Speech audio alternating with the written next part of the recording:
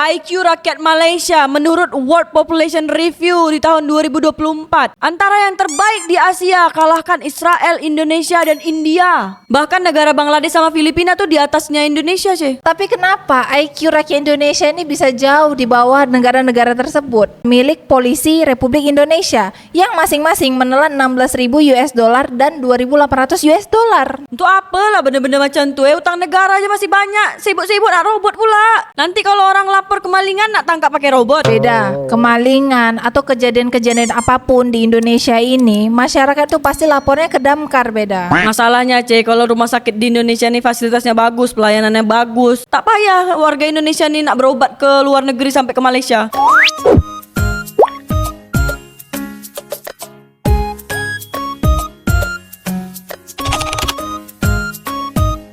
Prabowo Subianto meminta rakyat Indonesia bantu lapor pejabat yang korupsi di daerah mereka. Rakyat ini takut, Cek, kalau misalnya nak lapor-lapor. Nanti kalau udah lapor, rakyat juga yang kena. Tapi ini Pak Prabowo bilang dia dah minta tolong nih, beda. Halo rakyat Indonesia yang hidup di tahun 2025. Ini Pak Prabowo sudah minta tolong kalian laporkan pejabat korang yang melakukan korupsi. Buat korang yang nonton video ini di tahun 1999, Pak Prabowo itu Presiden Indonesia. Rakyat Indonesia ini memang mau lapor pejabat-pejabat yang korupsi, tapi rakyat Indonesia ini takut untuk lapor pejabat-pejabat yang korupsi itu. Dan juga coba komen dekat bawah di tahun 1999 tuh, apakah masih ada korupsi ataupun masih adakah Indonesia ini? Ngapa pula takut nak lapor pejabat yang korupsi? Lapor aja lah kalau memang tahu. Cik, kau sedap cakap. Dah banyak dah terjadi tuh. Yang lapor tuh dah jadi apa sekarang? Pak Prabowo pun menegaskan bahwa kekayaan bangsa ini tidak akan berarti jika terus digerogoti oleh para koruptor yang menyalahgunakan kekuasaan. IQ rakyat Malaysia menurut World Population Review di tahun 2024 antara yang terbaik di Asia, kalahkan Israel, Indonesia, dan India. Berapa IQ rakyat Malaysia itu, beda? IQ rakyat Malaysia tuh rata-ratanya 100, C. Terus kalau IQ rakyat Indonesia ini rata-rata dia berapa lah? Kalau IQ rakyat Indonesia ini rata-ratanya 93, C.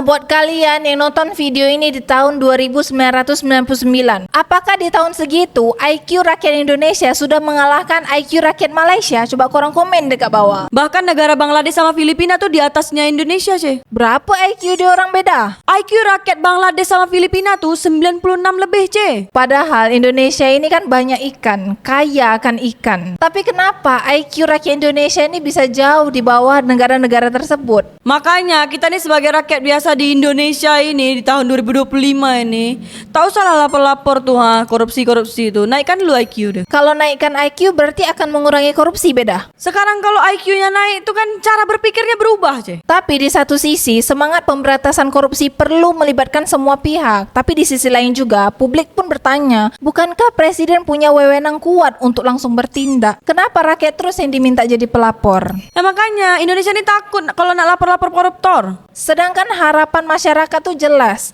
lebih dari sekedar ajakan. Dibutuhkan langkah konkret dan tegas dari pemimpin tertinggi negeri ini. Korupsi bukan hanya masalah moral, tapi hambatan juga untuk kemajuan bangsa.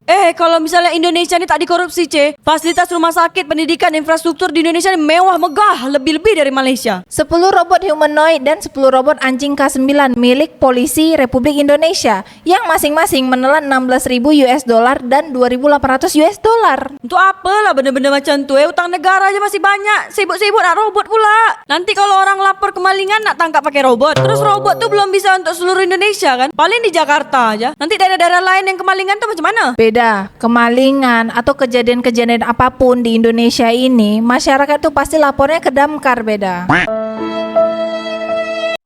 Tapi kau tahu tak tugas Damkar ni apa? Damkar ni standby kalau ada bencana, kebakaran atau macam mana. Jadi Damkar ni bukan untuk orang Indonesia melaporkan kecelakaan atau kemalingan? Karena dia ni standby lah, jadi dia terus yang bantu. Harusnya bukan tupoksi dia. Tupoksi apa benda, beda? Tugas pokok fungsi. Buat korang yang nonton video ini di tahun 1999, apakah Damkar tuh masih ada? Komen dekat bawah. Sekalian lah, di tahun 2999 korang komen dekat bawah apakah polisi itu pun masih ada dekat Indonesia atau udah jadi robot semua? Komen dekat bawah. Tapi tujuan dari polisi Republik Indonesia ini adakan robot itu sebab untuk menambah keamanan dan efisiensi kerja.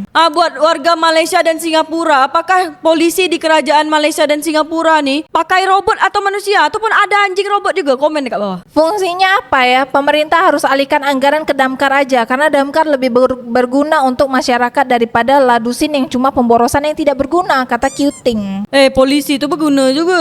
Ada juga poin-poin yang Damkar tak boleh buat. Polisi aja yang punya wewenang. Palingan buat formalitas aja biar anggaran cair, bagi-bagi jatah kayak tilang elektronik yang nggak kedengaran lagi tuh kelanjutannya, dibiarkan rusak terus nggak diperbaiki, kata Adi. Jangan seuzon dulu, korang tengok fungsinya macam mana. Kalau misalnya memang tak terjadi, itu baru korang cakap. Sekarang nih Cik, kita ni harus pikirkan rakyat Indonesia. Ngapa pula rakyat Indonesia? Nasib rakyat Indonesia yang nak berobat ke Malaysia ni yang harus kita pikirkan sekarang. Kenapa nasib rakyat Indonesia nih mau berobat di Malaysia? Apa yang terjadi? Negara Malaysia ni nak berlakukan pajak sebesar 6% bagi warga asing yang berobat di Malaysia. Termasuklah negara Indonesia nih beda. Iyalah, kita ni bagian Sumatera selalu berobat ke sana, ke Malaysia. Apalagi kita yang Batam sama Tanjung Pinang ni. Udahlah sakit, kena pajak. Jadi kalau udah pajak 6% tuh beda, berarti makin bertambah lah tuh. Buat korang warga Malaysia, coba komen dekat bawah. Apa yang sebenarnya pajak 6% ni regulasinya macam mana? Kalau kami yang berobat ke sana ni dikenakan pajak 6%, berapa kira-kira penambahan biayanya? Komen dekat bawah. Berarti kalau biaya berobatnya 100 juta, berarti pajaknya tambah 6% atau macam mana beda? Kita ni rakyat Indonesia, Cik. Kita tak tahu macam mana pajaknya tu. Kita tanya sama masyarakat Malaysia. Buat korang yang nonton video ini di tahun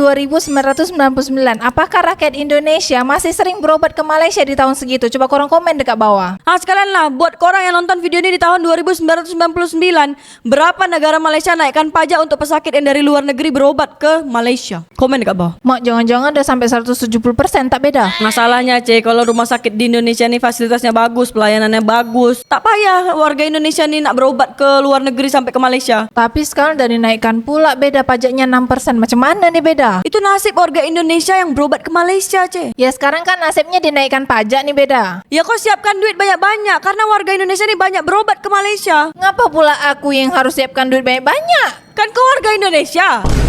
Tapi kan bukan aku warga Indonesia yang nak berobat ke Malaysia. Oh, jadi warga Indonesia yang pergi berobat ke Malaysia tu tak pakai BPJS? Antrinya lama beda. Di sana mah target pajaknya bener karena orang asing banyak yang berobat di sono. Terus ya orang asing kalau berobat ke luar negeri udah pasti mampu lah. Lah di sini yang kena pajak rakyat mulu. Mana banyak juga yang udah kurang mampu masih dipajakin, kata Machel Tew. Dijawab sama Makolik. Bener, apalagi jasa begitu prosedurnya panjang loh supaya bisa jadi SDM dengan kualitas bagus. Wajar kalau menerapkan pajak bagi orang asingnya. Dijawab lagi sama Ambro. Pokok ada pengeluaran gila-gilaan yang diberatkan tetap rakyatnya, malah di atasnya dikasih keringanan. Buat korang warga Malaysia yang berobat di negara Malaysia, apakah kalian yang berobat di negara Malaysia itu dikenakan pajak 6%? Coba korang komen dekat bawah. Kecil mah itu, di negeri sendiri aja dipajakin 12%. Lagian berobat di Malaysia biaya RS swasta premium cuma 50% dari Indonesia. Nah, kalau di RS pemerintah Malaysia malah cuma 35% dari Indonesia. Harga obat juga lebih murah 50% dari Indonesia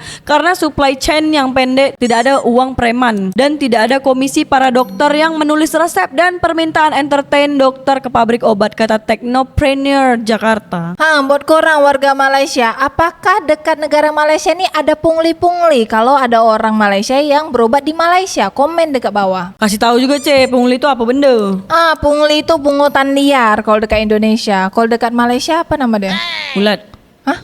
Ulat pajak. Ulat Ulat pala. Apa sih tak tahu? Masih oke dibandingkan Indonesia yang biayanya selisih 40-50% yang untuk setara international hospital, kata Kartika Packer. Tapi sekarang nih pajaknya udah dinaikkan atau baru rencana aja nih beda? Sudah mulai Cik, dari 1 Juli 2025 kemarin. Sekarang nih berarti udah naik lah pajaknya nih. Cik, kau ni kan berbual dengan aku dari tadi tuh. Kita membahas kenaikan pajak kesehatan di Malaysia kalau orang keluarga asing tuh berobat di Malaysia. Pikiran kau ni kemana Cik? Jadi udah naik nih pajaknya beda? Cik, ini dia naik Cik, ini betul-betul bukan rencana, bukan cobaan.